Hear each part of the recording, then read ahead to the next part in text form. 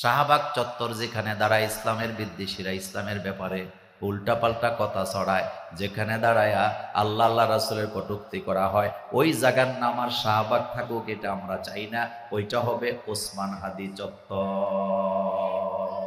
ওসমান হাদিকে গ্রামের বাড়িতে সাধারণ কোনো গুরুস্থানে কবর দেওয়া যাবে না, তার কবর হবে ঢাকা ইউনিভার্সিটিতে। যেই কবি নজরুলের কবিতা শহীদ ওসমান হাদির জবান থেকে অগ্নিঝরা কবিতা বের হতো, সেই কবি কাজী নজরুল বলে গেছে, মসজিদেরই পাশে আমায়, বলেন মসজিদেরই পাশে আমায় কবর দিও ভাই, যেন সকাল সন্ধ্যা মুয়াজ্জিনের আযান শুনতে পাই।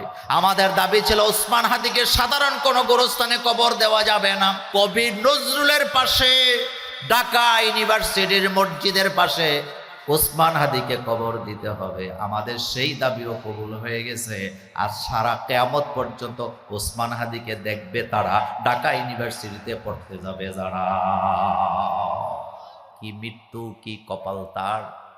আমার কাছে মনে হলো যেন একটা কফিনের পাশে সমগ্র বাংলাদেশ দাঁড়ায় আছে।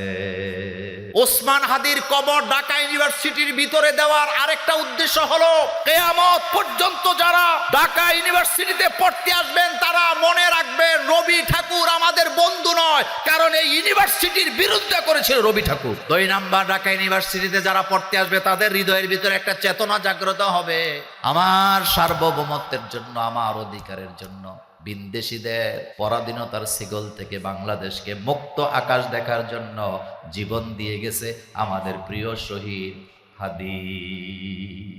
কথা ঠিক কিনা? তাদের মনে আসবে এই ছেলে তো ওই ছেলে, যেই ছেলে মানুষের অধিকার জন্য জীবন দিয়ে গেছে। আশ্চর্য হই আমি, মানুষ মানুষকে খুন করতে পারে? নিজের সম্পদ রক্ষা করতে যায়, অধিকার আদায় করতে যায় যদি কেউ মারা যায় সে জান্নাতি।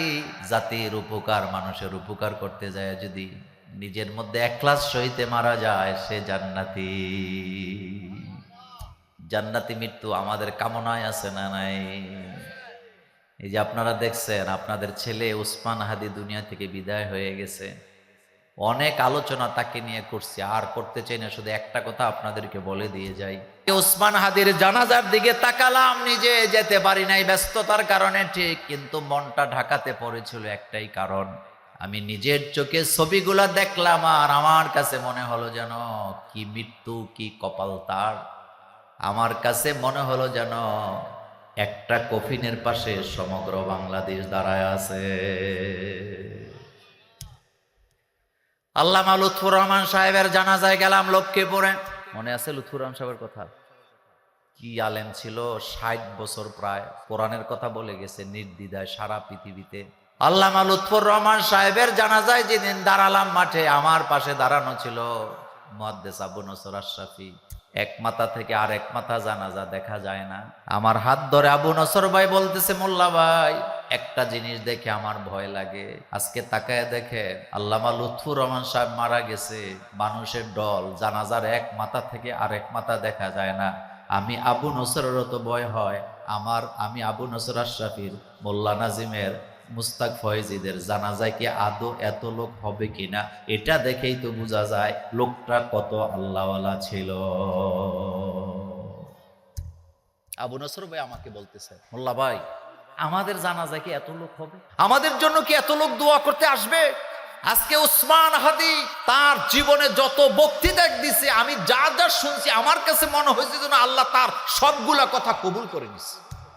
যখন সিঙ্গাপুর থেকে তার লাশটা আসতেছিল, বাংলাদেশের আলেম ওলামারা তার ব্যাপারে দাবি জানাইছে 2টা। জোরে বলেন কয়টা?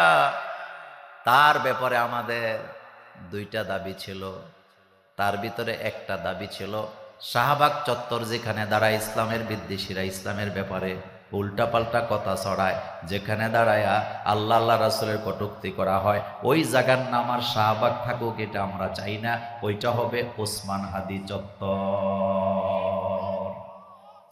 আমাদের আরেকটা দাবি ছিল, আমি সহ আমাদের আরেকটা দাবি ছিল, ওসমান হাদিকে গ্রামের বাড়িতে সাধারণ কোনো গুরুস্থানে কবর দেওয়া যাবে না, তার কবর হবে ঢাকা ইউনিভার্সিটিতে।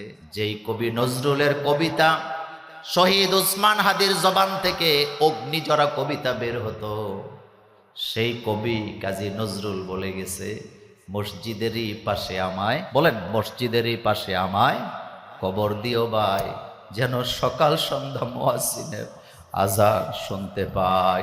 আমাদের দাবি ছিল ওসমান হাদিকে সাধারণ কোনো গোরস্থানে কবর দেওয়া যাবে না, কবি নজরুলের পাশে ঢাকা ইউনিভার্সিটির মসজিদের পাশে ওসমান হাদিকে কবর দিতে হবে। আমাদের সেই দাবিও কবুল হয়ে গেছে।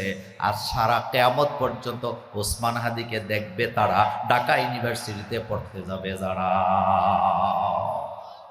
ওসমান হাদির কবর ঢাকা ইউনিভার্সিটির ভিতরে দেওয়ার আরেকটা উদ্দেশ্য হলো, কিয়ামত পর্যন্ত যারা ঢাকা ইউনিভার্সিটিতে পড়তে আসবেন তারা মনে রাখবেন রবি ঠাকুর আমাদের বন্ধু নয়, কারণ এই ইউনিভার্সিটির বিরুদ্ধে করেছিল রবি ঠাকুর। 2 নাম্বার, ঢাকা ইউনিভার্সিটিতে যারা পড়তে আসবে তাদের হৃদয়ের ভিতরে একটা চেতনা জাগ্রত হবে, আমার সার্বভৌমত্বের জন্য, আমার অধিকারের জন্য বিদেশিদের পরাধীনতার শিকল থেকে বাংলাদেশকে মুক্ত আকাশ দেখার জন্য জীবন দিয়ে গেছে আমাদের প্রিয় শহীদ হাদি। কথা ঠিক কিনা?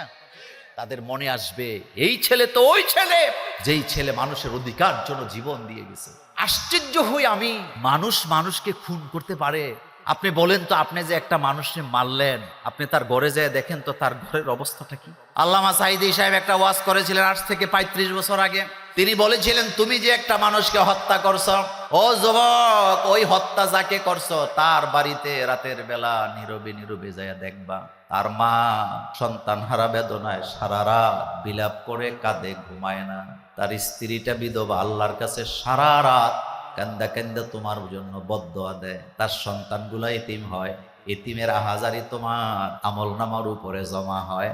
বাড়িতে যায় দেখো তার বাড়ির অবস্থাটা কি, আর চিন্তা করো তোমাকেও যদি কেউ এভাবে হত্যা করে, তোমার মায়ের, তোমার স্ত্রীর সমান সন্তানদের অবস্থাও একই হবে।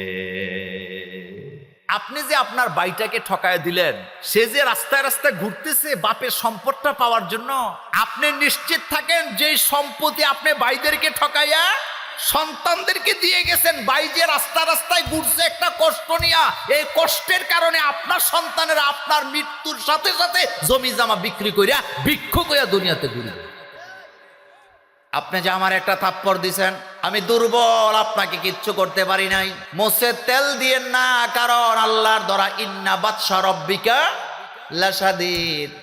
আপনি নিশ্চিত থাকেন, আপনি যারে চট দিছেন, আপনি যারে থাপ্পড় দিছেন, সে আপনারে কিছু করতে পারে নাই। কিন্তু এমন একদিন আসবে, থাপ্পড় লাগবে না, আল্লাহর তরফ থেকে এমন গজব আসবে, আপনার একটু ইজ্জত বলতে দুনিয়াতে কিছু থাকবে না।